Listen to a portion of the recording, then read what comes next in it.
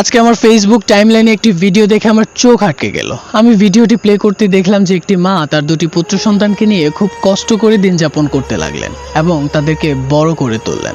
একটা সময় মা তাদেরকে বিবাহ করালেন।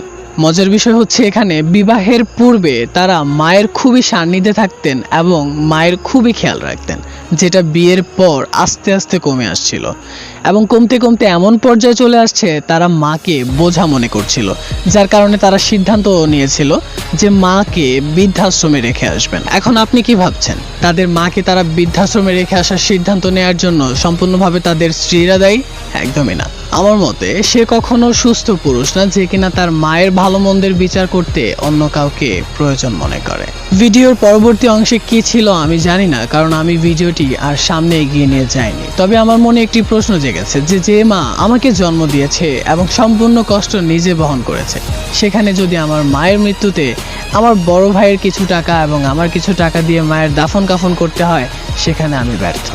এখন কিছু মানুষ চোখ লজ্জার ভয়ে এই ভিডিওর সম্পূর্ণ ঘটনা কাল্পনিক বলে চালিয়ে দিতে চাইবে, কিন্তু অস্বীকার করার কোনো উপায় নেই। এই ঘটনা আমার ঘরে, আপনার ঘরে অথবা পার্শ্ববর্তী কারোর ঘরে ঠিক হুবহু ঘটছে।